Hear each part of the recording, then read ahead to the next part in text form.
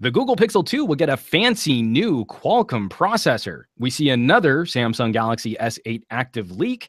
And will Google finally merge Google Play Music and YouTube Red? But the big news of the week, Motorola publicly unveiled its newest flagship, the Z2 Force, to some somewhat mixed reactions. Julian from Digital Trends is going to drop by to chat about this new Moto and modular phones. So make sure you're charged and ready for episode 263 of the Pocketnow Weekly. Recorded July 28th at noon Pacific time, this weekly podcast is where we dissect and discuss those gadgets that make our lives mobile, smartphones, tablets, and wearables. It's all the stuff you wished existed when you were a kid, and a modular phone meant a phone made out of Legos, and I still want a phone made out of Legos. I'm Juan Carlos Bagnell, senior editor at Pocketnow.com, blasting the signal from sunny Southern California, joined as always by plucky podcast producer, Mr. Jules Wong, out on the East Coast. How's it going, sir? Hello, and I'm doing great. I have this new yellow lighting thing. It's basically the only light bulb I can throw on top of me because everyone's been complaining about the lighting. It's only taken 50 episodes to fix, so congratulations. You know, I very much enjoy actually being able to see your face instead of like sort of the backlit. You know, it's like when you sign up as a profile on like a new gaming account and all you are is a silhouette. And I can just pull it even more so that the lighting is even harsher. And look at that warm glow. I'm sorry, podcast listeners that can't look at this right now, but I'm feeling great. When we're off the show, let me I'll send you a link because there's like a really cheap work lamp that I use that is way too bright to point at your face, so I reflect it off of the wall behind my monitors, and even that usually blows out. Like for how bright this shot is right now, all of this is from like a $30 work lamp. That well, it's not going to make much of a difference anyways because Hangouts likes to squish me whatever way I can into this stupid not pillar boxed what's the word for it? Damn it! What's the other one? You're pillar boxing. That's absolutely accurate. Those are not pillars though. No. Pillar boxing is where the crops are like this. Letterboxing. Yes, it's super wide. So you are being pillar boxed right now. And again, in owing to our weekly complaints about Google Hangouts, we have no idea why. It's not my fault. I swear. I can't wait to have Julian Chokadu on this podcast though, because he was at the Moto event with me, and we were all in the same environs talking about the Moto Z2 Force. So can't wait for that. In the meantime, pile those questions in onto Twitter with the hashtag pnweekly, and we shall look those up. And we didn't get any listener mail this week, so also spam us. Almost. Don't spam us, but spam us with questions. Podcast@pocketnow.com is where you should send your questions in, and we'll get to them on our next show or whenever you send them in. So do that. Yeah, I'm in the hashtag now. We've got a number of people asking about the Moto Z2 Force. We've got a question from Dennis about so many S7 edges with pink lines through the display. S7 edges. I fear the longevity of the S8 screen, and we'll try and get a few of these at the end of the show, just because I think that's a great question when we're talking about durability. But just an ocean of S7 edges. Yeah, well, in literally the edges on the S7 edges. You know, you're starting to describe that. I think we're using the word edges too much. Infinity pool. The infinity display. Before we get into more tech tomfoolery, though, we would like to take a moment just to quickly plug a new series on Pocketnow. Some ideas need a proper debate. And so what we're creating is a new show called The Tech Debate. Two tech fans on opposing sides of a topic hash out the pros and cons, and we're developing the series to bring on guests and dig a little deeper into controversial questions. The pilot episode is already live on the Pocketnow YouTube channel, where Jaime and I try to analyze the value of premium flagship phones against mid-cost competition, and it's up to the viewers to vote on the conclusion, to vote on who was more persuasive in their arguments. Now, future debate topics are going to dig into batteries and politics and headphone jacks, iOS versus Android. We've got a bunch of things planned. A gentlemanly discussion about controversial topics. We hope you'll check out The Tech debate. And if you like it, give it a share. If you don't like it, also give it a share, because, you know, helping us out with some pitchforks and torches isn't necessarily terrible either. But that first video is already live. Definitely go check it out. And it's something that we hope will bring some value to the discussion of technology and technology topics. Yeah, value-added discussion. It's one of those things that isn't, you know, taxable in Europe. I love that phrase, value-added discussion. I like it. Indeed. You know what we can add value to, though, to? What's that? The news. The news. We got that? Yeah, I've got the news up right now. You got the news up right now? I have to pull up a script. And it's loading so slowly. Why is it doing that? One thing that I forget is that these things are live, so you can't just pull up these things in the middle of a show. But you know what? Let's get to it. For the week of July 24th, 2017, this is all the news that's fit to podcast, and we start with Chinese manufacturer Meizu. It has 2 new phones, each with 2 camera systems and 2 screens. The Pro 7 and Pro 7 Plus run on MediaTek Helio X30 processors, use high-end 12-megapixel Sony sensors with a color monochrome setup, and behind the large screen up front, 5.2 inches on the main and 5.7 inches Quad HD on the Plus, is a small screen below the cameras for shortcuts, notifications, and perhaps a little bit more. Sales begin in China August 5th. It's pointless kind of hoping for a US thing going on there. There is word of Qualcomm putting out a minor iteration of its Snapdragon 835 chipset for the Pixel 2 from Google. Much like the 821 was to the 820, the Snapdragon 836 could be on both the next Pixel and Pixel XL phones. It's not out of the realm that we could still see a Snap 840 or 845. That's supposedly what we're talking about here, but there is no real turnover time right now, so we'll have to see about that. Galaxy S8 Active leaked out onto YouTube with a little, I don't know, it's shaky cam, a little treatment like that. Vibrant and wide infinity display. We also have some specs that we can dig into from an earlier post this morning, actually, so we can check that out. But the key figure to take away is a 4,000 milliamp hour battery, so endurance is the key word. No sign of a release plan, by the way, so we're coming up to that August 23rd event unpacked for the Galaxy Note 8. Let's hope that these things don't collide. Very sketchy details on this story. All we know is that HTC will have a Vive standalone VR headset running the Snapdragon 835 with access to the Viveport app platform. This was announced. It was in China, and that all we know is that's going to be out later this year, but it's a step in the right direction, I suppose. Next is 5X and 6P owners are suffering from boot loop problems. They might want to check if they can deactivate the power cores, the big cores on their SoCs on the 808 and 810 Snapdragons.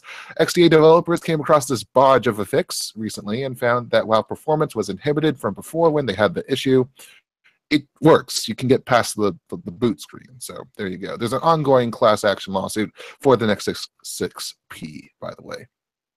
And now, your very own chance to win a OnePlus 5 if you own a OnePlus 5. The company pushed an ad notification about this giveaway to existing owners of the very phone it's giving away.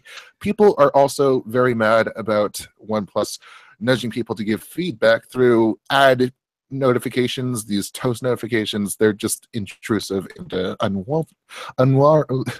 can't tell if it's unwelcomed or unwarranted. It's both, though. Both. So on to YouTube Red and Google Play Music. The development team for the 2 programs were already combined for a long time now, but now the 2 services themselves will merge at some point and go under a different name.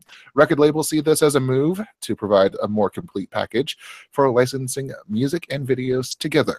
We shall see about that. And then is the Touch. The iPod Touch is the only iPod left on offer from Apple, and 2 of the memory options actually have been taken away with prices cut, and those are the 16 and 64 gigabyte discs that we've seen drop out of existence, basically. The iPod Shuffle is gone after 6 generations, and so is the iPod Nano after 7. Both debuted in 2005 with the first video playing iPod, which I owned, by the way. So thoughts, memories, RIP. Yeah, I was one of those, I'm going to be a counterculture nerd geek boys that, you know, I had a creative player and then I had a Zune, but I don't think it's I don't think it's unwarranted, to use your word there, to really congratulate Apple for an incredible run of democratizing digital consumer media. That these products revolutionized, truly revolutionized, not only just I can put an MP3 on a mobile device, but the entire chain that we've come to understand for how music is acquired, how music is consumed, how music is stored, really did come from this entire ecosystem approach that Apple pioneered.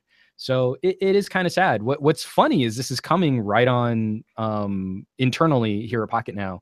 I just reached out to the folks at FIO, because FIO, they make some standalone music players, and I was getting ready to do like some showdowns, like, you know, FIO versus iPod. You know, you're like, that's, well, I guess it's not going to be as important for me to do as many of the cross comparisons for a standalone music player if Apple's even walking away from the market. If there's like another iPod Touch generation coming up, maybe they should just call it iPod. Like, there's no other iPod anymore. It's just, or maybe even better, they revive, for old time's sake, like the Nokia 3310, the original click wheel kind of thing. That would be a cool thing to have long in maybe 5 years from now. That's like, wasn't it like 2001 that they introduced the original iPod? I would have to look that up. I'm terrible at trying to remember time. Like, I can't even remember what I had for dinner last night. But, you know, I wonder if there isn't going to be some future market for, again, you know, vinyl is making a comeback. Maybe a standalone media player could also make a similar comeback in a couple years. I don't want to put everything on my phone. My phone battery is already taxed enough as it is. I think there would be an opportunity for Apple to like do an anniversary edition or something like that sometime in the future. But for, you know, in the meantime, we'll have iPod Touches still, as long as they're in stock. You probably still roll up on like a Costco, because they usually had iPod Nanos and iPod Classics and stuff. They had the iPod Classic for a while after it was sort of ended. So I don't know. It could be kind of interesting. Nostalgia coming your way. It's powerful, man. They'd have it active. That's also a powerful thing, and I didn't get a chance to look at this morning's piece. So, but it sounds like it's going to be a fun thing. I mean, we have the same like infinity display, as we said, the same old hard shell, so it's a polymer with metal inside. Potent, it's one of your favorite phones ever. Oh, really? Yeah. I mean, I actually, like, while you were doing the news, I ran over to the shelf of phones to pull out. The active line of phones has always been my favorite line of phones from Samsung. Especially as Samsung has started with the Galaxy S6 moving over to glass. The S6 Active is just one of my all-time favorite just devices in general, let alone rugged phones. The S7 did get kind of weird and you know, sort of chunky. But it's also one of the things, Jules, kind of frustrating to me is this, you know, when people are talking about a phone like the Active and they're like, oh, well, it's going to be thicker. You're like, well, no, duh. Like, the whole point of the Active is that it's armor plated and that it's got a huge battery. Like, to be complaining, maybe it's going to be made out of neodymium. Medium's going to be made out of neodymium magnets. Like, it's going to cover all the outside. It's going to cover everything from. I want a totally rugged phone that's indestructible, but it has to be completely made out of glass and be thinner than like pencil lead. Meh. You know, like that's not a thing that exists. You've got to like move some pieces around. So if you tell me I can have a Galaxy S8, which is more rugged for drops, I don't have to worry about the back glass shattering, and it's got a bigger battery than the S8 Plus, I'm on board. I am on board that phone. Give me that phone. I want that phone. But you were bringing up before we jumped into the show that now the concern is, we did a Twitter video where I was talking about this because the Actives are my favorite. I was out on a hike. I was covering the LG X Venture, another rugged phone. But you brought this up before the show. The big concern is now we're weeks away from the Note 8 launch. Every Galaxy Active that has been launched has been launched at end of May, beginning of June. And we're still seeing leaks and teasers. not teasers, not even just like leaks and photos on stuff. We're almost done with the summer. This is a summer phone. This is a phone you launch in the summer. It's a travel phone. It's an adventure phone. It's an outdoor rugged phone. Do you think we're too late? It's got to be summer somewhere, I guess. I mean, it doesn't work like that. But you know what? How about the Southern Hemisphere? How about springtime? That's always fun. What about the fall, where all the leaves come in? You know, even then though, like I think an S8 Active just gets eclipsed by Note 8 coverage. You know, Yeah. Maybe it's too late. Maybe they should, especially with the AT&T exclusivity, because this has always been that case where it's just that niche. So I guess, if it was going to appeal to that niche anyways, they're betting on not really getting any interference from the Note 8. So, true. I mean, you got to match your audience to what you suppose they want. Well, that's also why I would say maybe it's just a good idea to skip it this year. Like if you can't get it out the door and there are problems with AT&T certifying it, and I mean, I'm sure there's contracts and stuff too. You can't just walk away from delivering a phone, but whatever impact that AT&T might have had with a phone like this, I think is waning fast. Are you going to say that they should take the L? I don't know that I'd go so far, but maybe take the F for forfeit. Because it's like they're not even playing. Like they haven't even shown up for the game yet, Yeah. So they're technically not losing, they're just forfeiting. Yeah, technically it's a 2-0 victory for whoever the competitor is. I don't know what this metaphor is going into. I love it. Terrible metaphors. That's what the show is all about. Yeah. Hey, I mean, I've been reading up on a little too much John Boyce lately, so thank you, SB Nation, for having him on. Anyways, Snapdragon 836. I think it's a likely case. It's just going to happen. Well, and especially with what we saw last year, 820 to 821, it makes sense to me that Google would be looking at some kind of material advantage for the next generation Pixel. It's just, I don't know that it's that significant to draw, right? The 835 is already not really being taxed by current software, current services. I don't see anything in this phone that makes me think that Google's going to be delivering on their own AR platform. No one's been saying anything about Tango, which is really taxing to a device. And do I want a phone that's clocked higher than the 835 when the 835 brings power advantages? And one of the things about Daydream for VR is that it runs the phone really hot. So really, I'm just hoping to get more than 15 minutes of use before the phone starts throttling. And I don't need a faster chipset to do that than the 835. I mean, if anything, we hope that there's some efficiencies that they can find while getting that little 5 to 10% speed bump. But I wouldn't mind if they just went with the 835 altogether. It's just the top end. This is 2017, and that's the plane that we lie on. So there you go. True. YouTube Red, Google Play Music. That's about time. Well, yeah. I mean, like, just to sum up our thoughts, like this should have been in the works. I'm sure it's been in the works for a while. I'm shocked it took them this long. YouTube has way too many products. Google has way too many products that are confusing. Yeah. And YouTube TV simplifying. For one example. Yeah. Well, yeah, exactly. So my wife thought YouTube TV came with YouTube Red because of all the different like YouTube shenanigans going on. But I see we've got a guest. We've got Julian from Digital Trends. We've got a question here from Andrew Wallace on Twitter using the PNweekly hashtag. Julian, are you using YouTube Red or Google Play Music or anything like that? Oh, he just muted himself. He wasn't ready to go for that. He's like, I'm a little too early. Guys. Man. Sorry, what was the question? So from Andrew Wallace on Twitter using our hashtag, do you use YouTube Red or Google Play Music? Would it matter to you that these two are finally merging? Yeah, actually, I have Google Play Unlimited. I have the family plan because it's super cheap then when you split it with 6 people.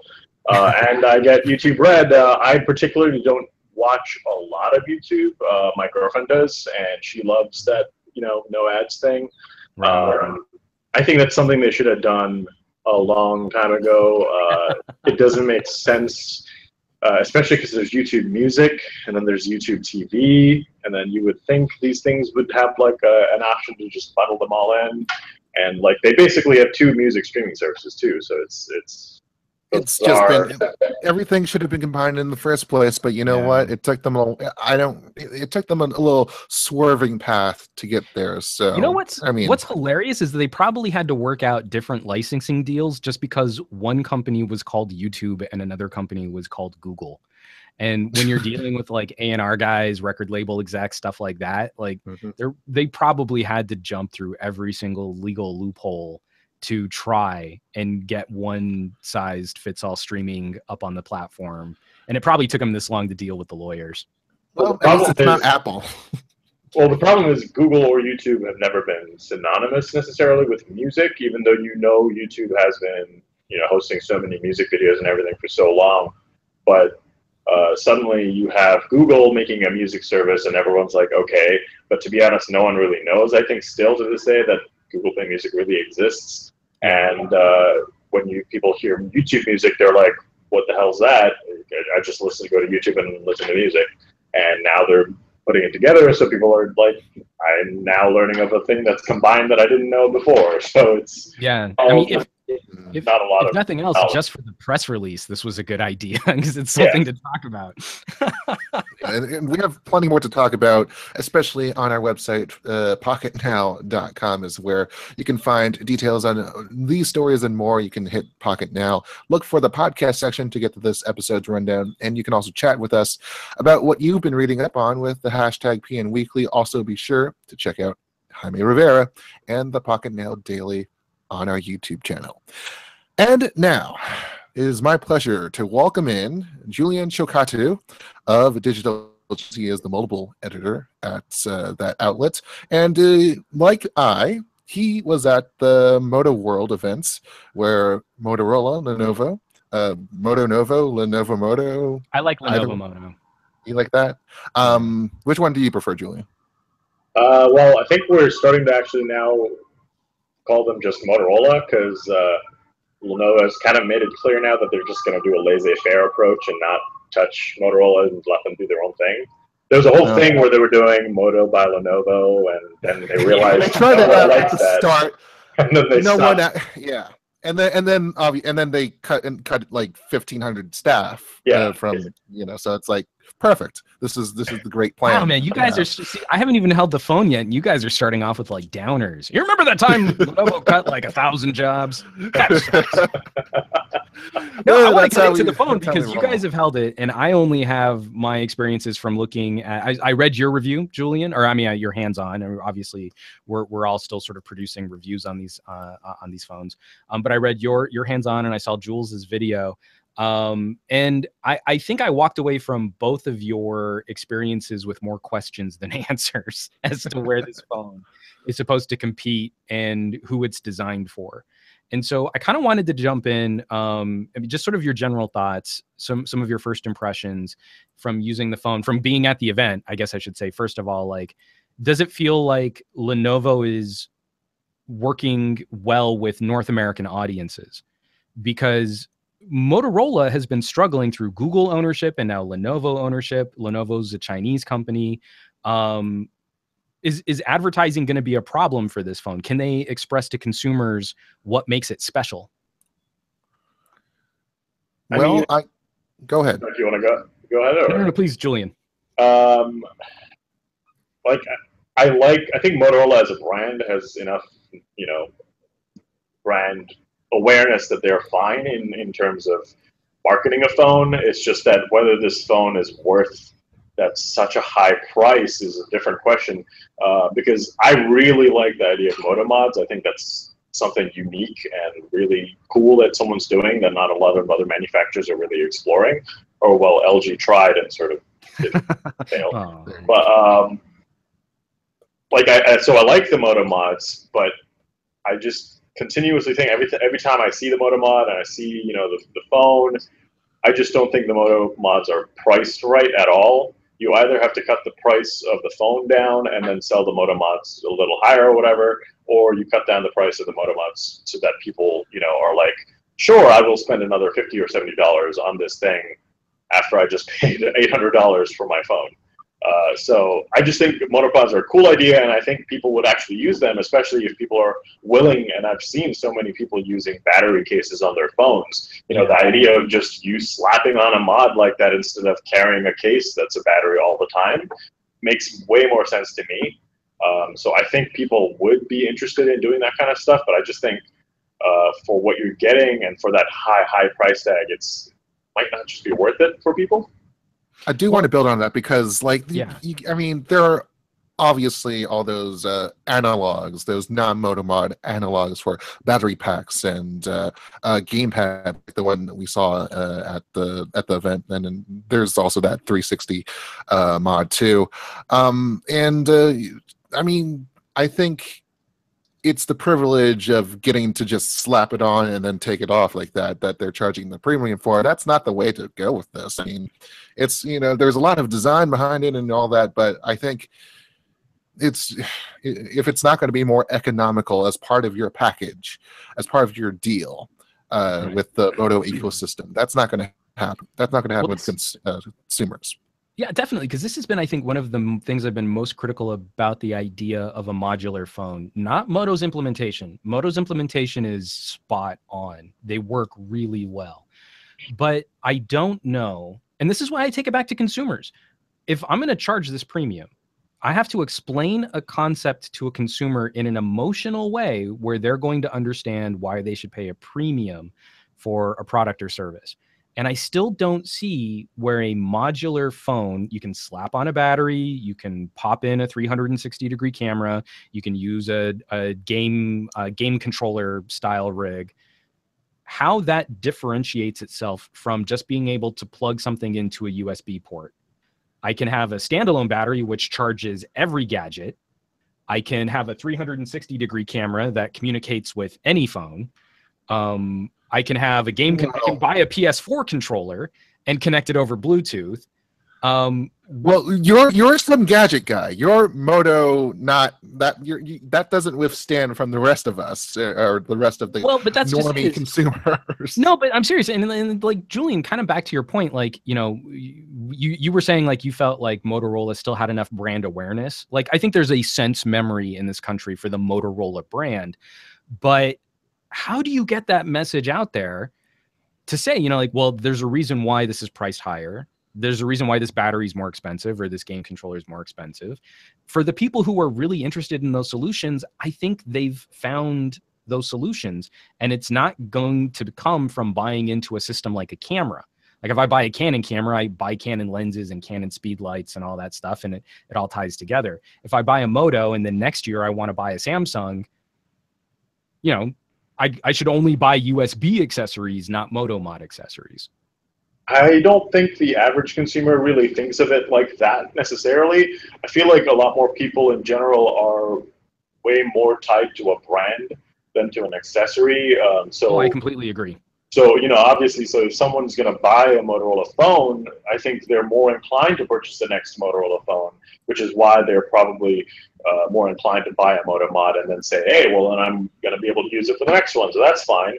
But another concern is the fact that I think they only said that they're going to keep that same Moto mod design for the Z series for another year at this point, I think. Ooh, so okay. Once you buy that, like, even if you buy a Moto mod today, that probably means, you know, in 2 years, probably that thing is going to be useless unless you're still rocking your Moto Z2 Force, you know.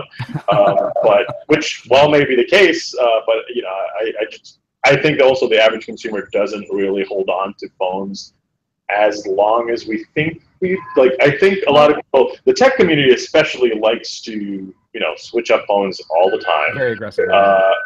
A lot of people I know hold on to the phones definitely for 2 years, but there's also a lot of people that definitely upgrade every 2 years and follow that strict cycle, mostly because it's sort of ingrained.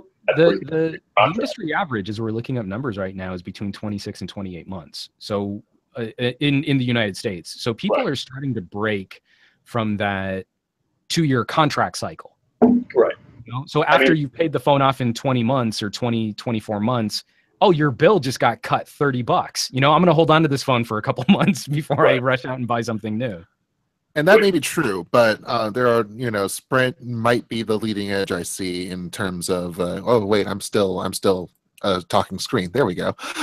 Sprint might be the leading edge in terms of promoting leases and just recycling more devices so that they can keep that thing going with the 24 months or even 18 months in that case. In any case, I think. What we're missing out on here is the design, the device itself, because I was think just a lot of people might as well say like, what's in the phone? The Moto Z2 Force, and what is it actually packing? Yeah, no, it's the typical kind of 2017 thing that you would expect. Snapdragon 835, 4 gigs of RAM, but it's all this stuff in a very slabby kind of thing. So it's light. It's like 140-ish grams or so, and it has a 5.5-inch display, and so that inflates everything. Comparing that to an iPhone 7, the regular 4.7-inch thing, you're talking about a third more surface area, and just about the same massiveness, I guess you could say, or the grams wise. And for me, the aluminum unibody felt nice, and I make mention of this hand-on video, but it felt like I was one of those weirdos that was able to run with the freaking device in hand, running from one demo station to the other, and it felt weird. This whole it was like a wing.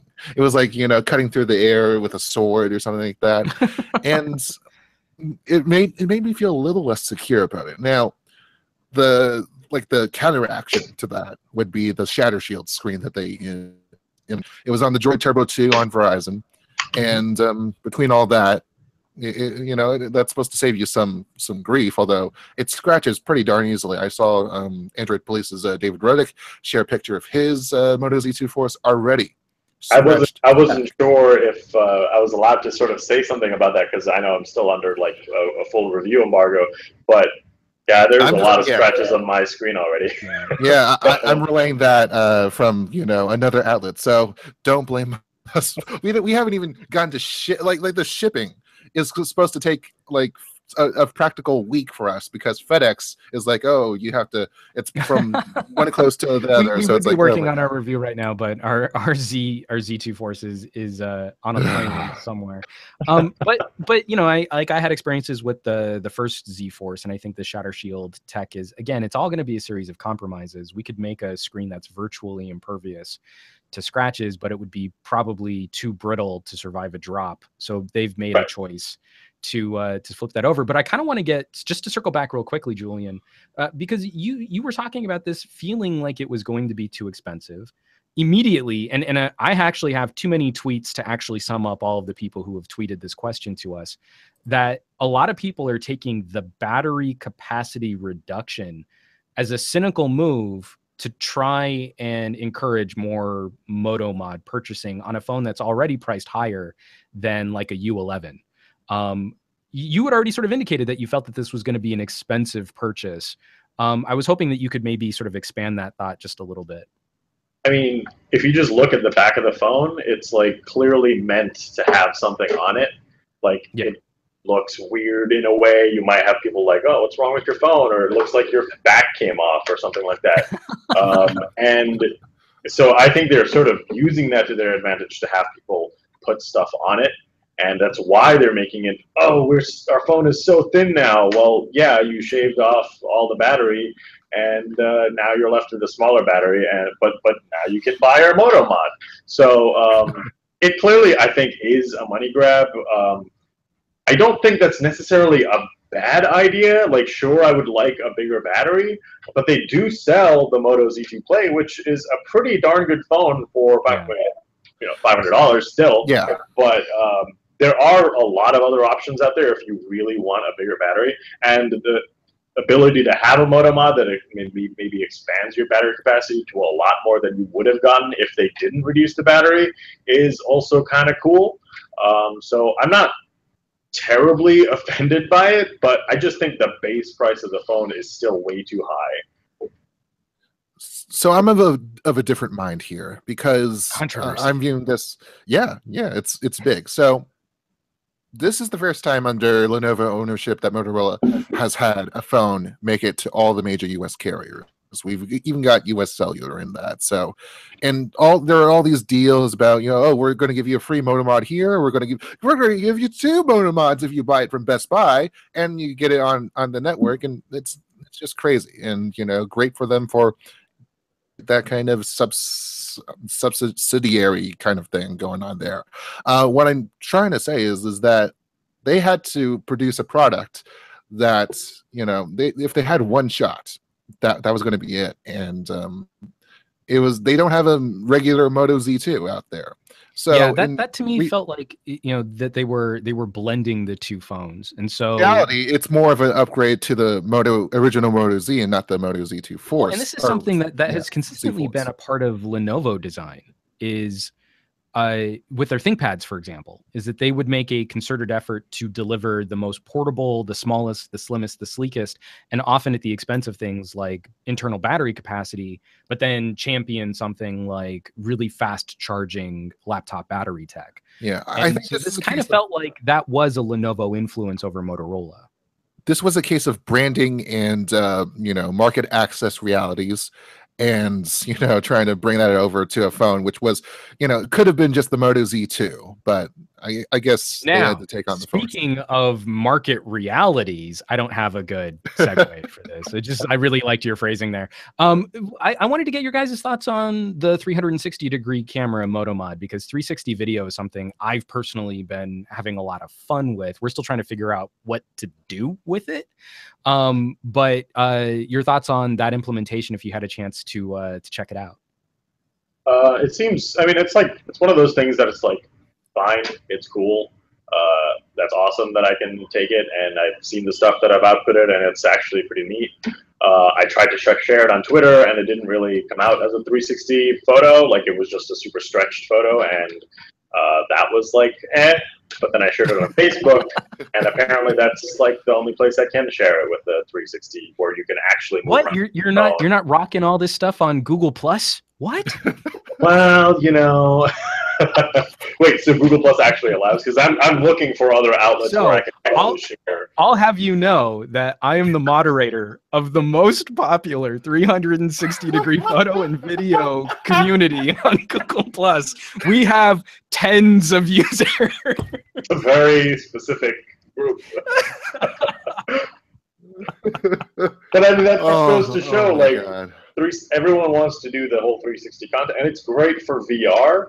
But yeah, I mean, if I'm just sharing it to Facebook once in a while, I'm not going to spend $70 to buy it, right? And if then I would do what you said and buy something I could just connect to a USB-C port or something that I can bring over to multiple phones in the future, because that's something that I don't really care if it's tied to a particular phone. I'd rather it be working on anything. So even if I had to share it with like my girlfriend or a friend, then I could do that. So 360 is just the kind of a thing for me. If you like it, you like it. If you don't, sure, whatever. The only thing that I'm looking forward to is 360 live streaming, which is already hard enough on the consumer side. I think it has some valid uses, especially when if you can get the hardware down to something manageable. I think that's the Moto 360 camera mod is barely it, but in that case, there could be a whole bunch of citizen journalism or experiential kind of things going on that you can have live, and I'm not sure exactly what they are. I think better minds than mine will find that out, but I feel like that's an untapped potential, and $300. That's a part of the thing. Like when you mention citizen journalism, for example. Like a common complaint I see with 360 content is that people actually don't like the fact that they have to go search for what the hell is going on, right? They don't want to turn around and, the story is here, look this way, not that way. But then I'm like, well, why am I watching in 360 then, right?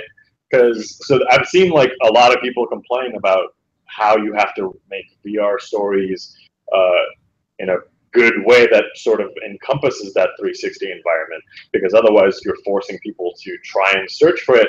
And that works with certain mediums and certain types of stories, but you know, for the average consumer, I think that's one thing, short of like showing off breathtaking views and things like that.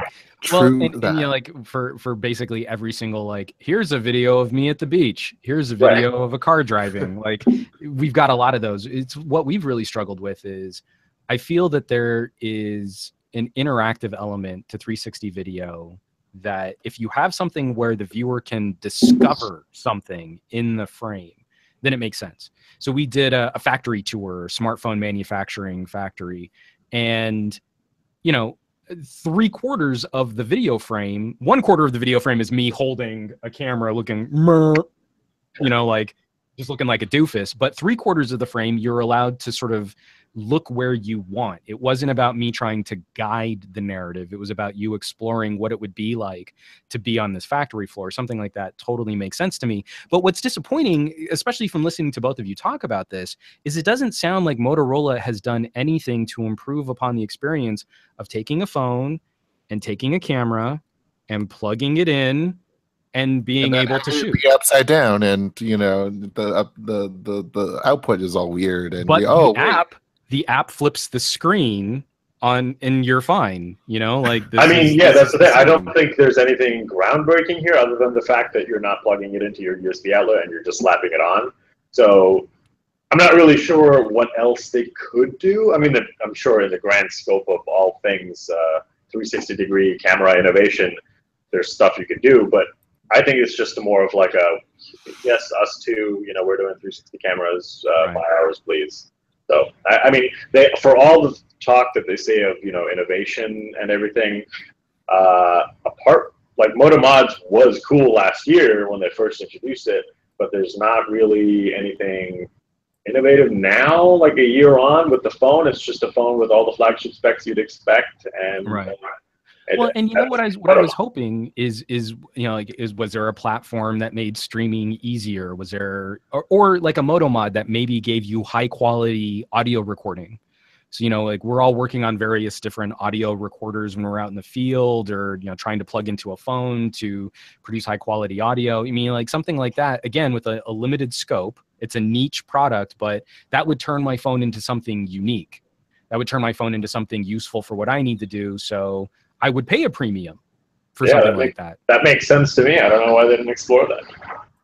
Well, I suggested it, but no one seemed to think it was worth It's a good idea. You audio nerds just. But that's the thing too. They're marketing these Moto Mods to the mainstream audience, but I don't think the mainstream audience is the type that would ever really care or want to buy these things. I don't know. Well, so speaking of mainstream, you know, one of the things that I think was more successful on Twitter when I was watching this sort of unpack, and I was watching people respond to this announcement, was the gamepad. You dock your phone and you've got like, you know, a proper. It reminds me of like the old Atari Lynx. Right. Remember, it was like really long and had like controls that were sort of bordering this big screen. Or even the Switch right now. Too. or even the Nintendo Switch. Is this maybe the opportunity to inspire some more daring design with consumers? With Moto Mods, you mean? Or well, with Moto Mods, and then also like, again, I really feel like, because your point there, you know, I don't really, you were saying you don't really feel like consumers are considering this with their phone purchases. We've got to do something. Motorola has to do something to strike up the imagination or the interest, or something to generate some good feels about these products. And gaming, I think, is a perfect opportunity, while we're looking at companies like Razer trying to, you know, produce a gaming centric phone, NVIDIA with their Shield line. Is this maybe the opportunity to find a market that they can build up a fan base with? I mean, it would be great if mobile gaming could get a boost from this gamepad that Motorola is making, but I have very sour feelings about mobile gaming for the most part, because I think there's great potential, especially in making like a lot of those indie games you find on Steam, for example, making their way to Android and iOS. But right now, I feel like the current state of mobile gaming is just so terrible, just terrible, terrible games. Sure, there are some gems out there, but most of it is like, pay to win or pay to microtransactions and all this little things. And I just don't like, apart from, those short, quick games, I'm not a fan. And I'm a gamer, so I'm totally not really interested in mobile gaming.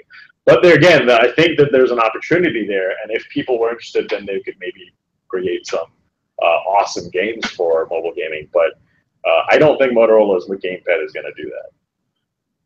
I mean, we've seen. I watched Stuart Ashton's channel from the UK, and he's been obsessed a little bit with those Android dedicated gaming tablets, Shield, and even the cheapo ones from China that you can import. And I mean, when everything else is just Bluetooth, or it has to be that one all-in-one situation. You don't really get much room for it's bulky. It's just the same with this, and I just don't know how to feel about it, because myself, I'm not really a gamer. So when it comes to having the mod compete for space with the laptop, I always go there, because my backpack's always full. If you're going everywhere with a battery pack or something like that, how much room do you have for a motor mod like that? I don't know. Well, and that's actually another question too. And I apologize to the person who tweeted this out at me, because I can't find the tweet now. Is the focus on modular phones maybe misdirected to that notion of, I'm in the field, I'm going to swap a back and change part of the function of the phone in this moment, instead of maybe it being, I've got a base phone, which I will then customize to make the exact perfect phone for me, not really focusing on what I can do to switch parts of it when I'm on the go. Because I really feel like the MotoMod idea is, in this moment, I need a gamepad. I'm going to slap it on there. Bam, I've got my gamepad. And then I'm going to pop it off and put on a battery when I need to extend my runtime, when I feel most people are going to leave the house with a mod attached and then just kind of leave it there. So it doesn't make any sense for them to leave the house with a projector mod, but they will leave the house with a battery mod, and then they're good for most of the situations that they'll need to use their phone for. I mean, isn't that what Project R was sort of all about? Making that phone for you and then upgrading it over time, parts that you care about. I just think they made the right decision in closing that, because I just don't think there's a lot of financial viability there, and or the fact that people care what kind of RAM or speaker or thing, they just want things to work. So I like Motorola's approach, where you slap on things for certain events and occasions, but the problem is, a couple of things. One is cost, that we already talked about, and two, like he mentioned, like the ability to carry these things around. Like, I have a bag full of a bunch of motor mods, and a couple of them I actually wouldn't mind using when I go out, but I'm not going to carry that thing around. Like, my bag is, the tech industry's bag is probably full and really heavy already, because I carry like my DSLR and everything all the time, and I don't really want to carry 2 more mods just to add some. I mean, again, this really depends on the person, but if we're talking mainstream, I'm not sure if that's particularly useful for them. But I also don't really know what else would be useful, whether it would be Project R's method or MotoMod method. But that's why I think just generally modular phones were a neat idea, but I just don't think they're really going to be going any further at the moment in the current landscape than what Motorola has. I mean, if someone wants to prove me wrong and create this amazing modular phone, then sure. But from what we've seen, especially with LG, I just don't think that's too much interest where the mainstream consumer. Well, and I was also a little concerned listening to Andy Rubin talk about Essential Phone. Like, again, Lord. I worry about any system I have to buy into that has proprietary solutions for problems we've already solved through USB. Fair point. Fair point. I mean, we got the gradual treatment, if not intended, by Apple, where, there's the iPhone. It's an internet communicator. All right, we're going to put in an app store. All right, we're going to do this. All right, we're going to do that. I love that that's your voice for Apple. All right. All right. I mean, it was just a gradual buildup, and it all started with a decent device in the first place, which I still think the Moto Z2 Force is a decent device. It's vibrant as it needs to be, and it's simple. It's software. Moto software has always been, well, recently always been a pretty good deal, very clean, and everything that they add to it is just okay. Here's how we can help you. So there you go, chop chop, and you're done. You got all the cameras. I saw someone the other day using Moto X 2014, and I think that still is my favorite phone of all time because I think that bring yours out, Juan. Come on. Yeah. So I did. There it is. Again. I did a little pre-show. This is the X2. Okay. But it was one of the Moto Maker ones. So it's got the blue leather back, the white front face. I wanted the red accents, red, white, and blue. It's kind of my Captain America phone. Like if I could get this with new mid-ranger specs and a rear-facing fingerprint sensor, I would be so happy. I mean, like I would throw money at Motorola and sing their praises from the rooftops.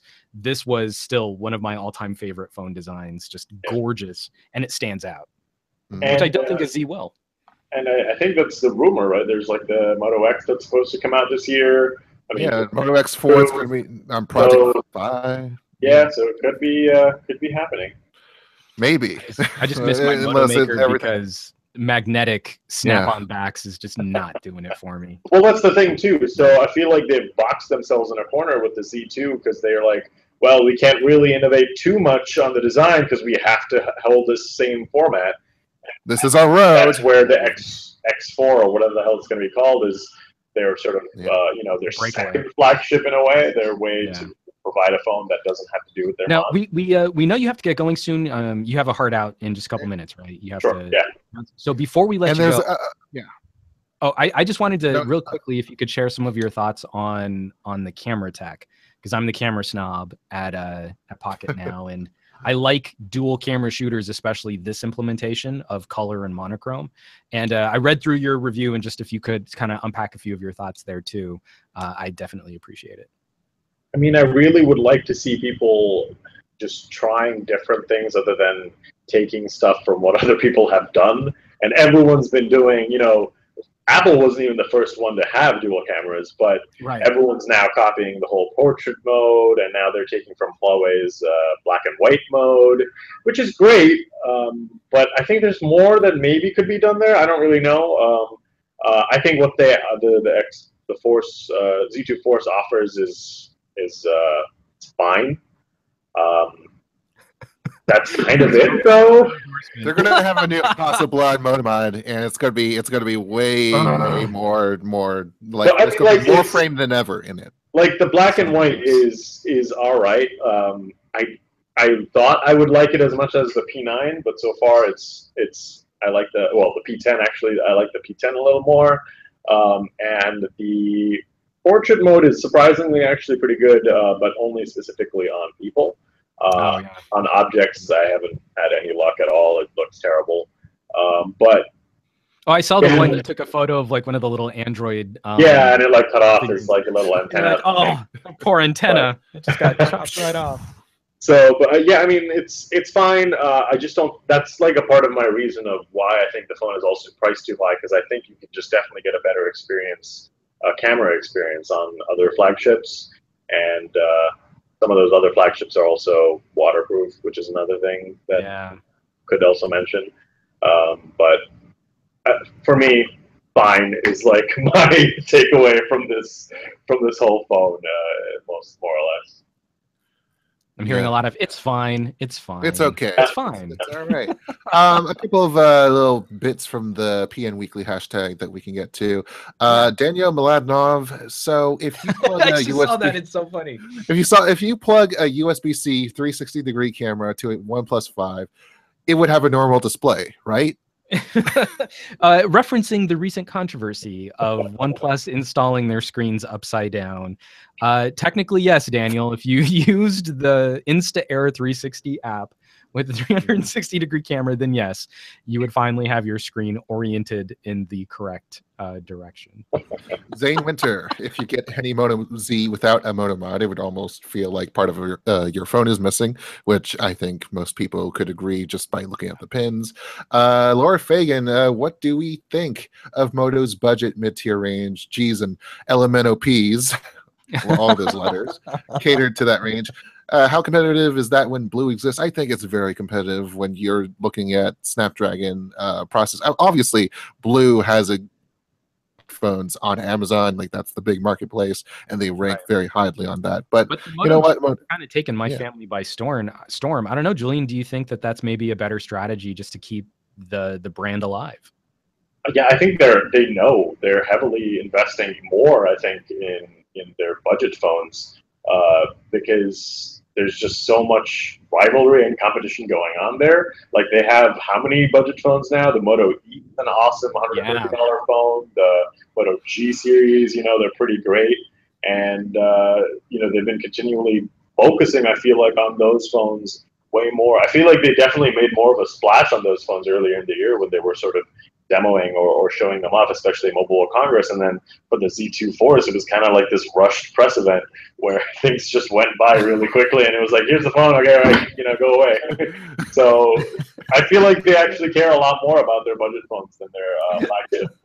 And at one point, you know, the Moto G was the best-selling, you know, such phone on Amazon in like 2013. So I mean, maybe there's hope still that they can go for another one. Well, and I just think for Asian markets, you're going to have way more traction on a Moto G for many consumers than you will on a Moto Z. I think you're asking for a price tier that for communities that are maybe just recently jumping into LTE, that's a pretty big chunk of change for someone to fork over.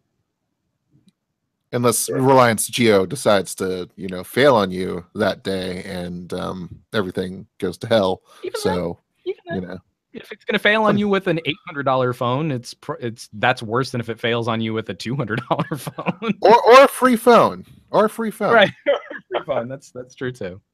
They offered that one. Man. Well, on that note, I would like to thank you, Julian, for coming on our show and just, you know, having fun talking about Moto. Anything you'd like to plug, socials, work, whatever? You know, I feel like I can't not plug in our site, but take a stroll down to digitaltrends.com if you guys are interested in reading. And no, thanks for having me. This was a lot of fun. Yeah, definitely. I'm super glad you were able to join us, especially for helping us to unpack all of this Moto fun stuff. I'd highly recommend people go and check out Julian's article on the Z2 Force. It's a really good hands-on. It's very complete. Lots of great photos. After, of course, you've watched our video hosted by Jules. On the exact same phone with very similar talking points. Devices. Watch everything. But again, it's great minds. Great minds think alike. So on that note, let's go ahead and put a pin in it. Folks, there you have it. Another episode of the Pocketnow Weekly has come and gone. The show is over, but the conversation continues on Twitter, where you can find Julian. I am so sorry, I'm going to butcher your name. Julian Chakatu? Chakatu. Close enough. Chakatu. I had the wrong emphasis. Wrong emphasis, yeah. At Julian Chakatu. Jules is at Point Jules, and I'm humbly at Some Gadget Guy. Pocketnow is around the web on Twitter, Instagram, Facebook, Google+, YouTube, and our home site, pocketnow.com. Now also in Spanish, es.pocketnow.com. Shows like this cannot exist without your support. Sharing the weekly with your friends who love mobile technology and dropping reviews anywhere podcast reviews can be left, because ultimately there would not be a show if it weren't for our listeners and subscribers who have kept us on the air since 2012. The Pocketnow Weekly will be back next week with all kinds of delicious technology goodness, so make sure